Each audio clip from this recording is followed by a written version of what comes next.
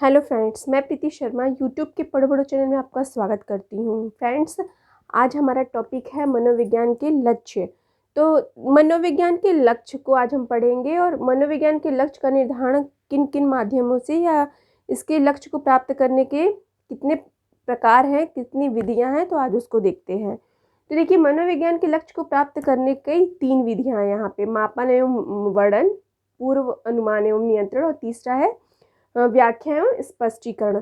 तो इन तीनों जो है विधियों के माध्यम से मनोविज्ञान के लक्ष्य को प्राप्त किया जा सकता है। जो पहला हमारा जो है मापन एवं वर्णन जो टॉपिक है, ये जो है इसका निर्धारण प्राणी के व्यवहार का अध्ययन करके किया जा सकता है। मनोविज्ञान में प्राणी के व्यवहार का अध्ययन करके हम क्या कर सकते हैं, मानव के व्यवहार का अध्ययन कर सकते हैं और मानव के व्यवहार का अध्ययन करके मनोविज्ञान के लक्ष्य को प्राप्त कर सकते हैं।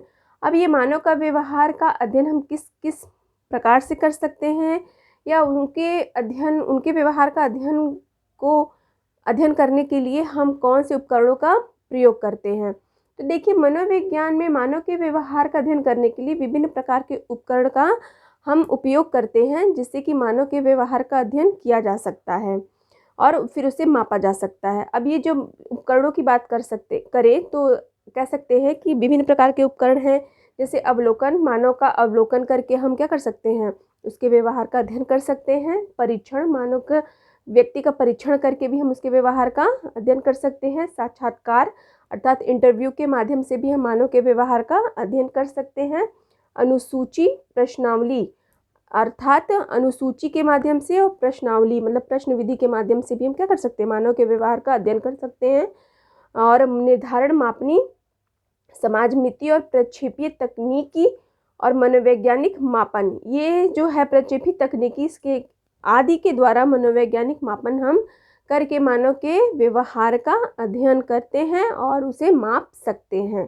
तो ये जो है हमारा मापन और वर्णन। अब देखिए, मनोविज्ञान परीक्षण, जब हम मनोविज्ञान का परीक्षण करते हैं तो उसके 2 गुण, मुख्य रूप से 2 गुण होने चाहिए। पहला है विश्वसनीयता और दूसरा है वैधता। अर्थात जब हम मानव के व्यवहार का अध्ययन करते हैं तो उसमें सबसे पहले क्या होता है, मानव के व्यवहार का अध्ययन करते हैं तो उस परीक्षण में हमें मानव के व्यवहार का जो व्यवहार कर रहा है उस पर इसका विश्वसनीय होना बहुत ही आवश्यक है।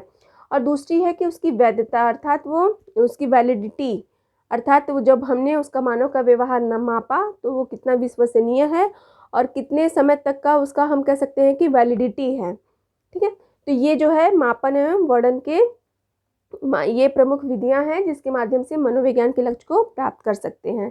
अब जो हमारा दूसरा पॉइंट है पूर्व अनुमान एवं नियंत्रण। तो देखिए, पूर्व अनुमान के अकॉर्डिंग ही, पूर्व अनुमान के आधार पर ही हम क्या कर सकते हैं, मनोविज्ञान के लक्ष्य को प्राप्त कर सकते हैं और उस मानव के व्यवहार पर नियंत्रण बना सकते हैं या नियंत्रण कर सकते हैं।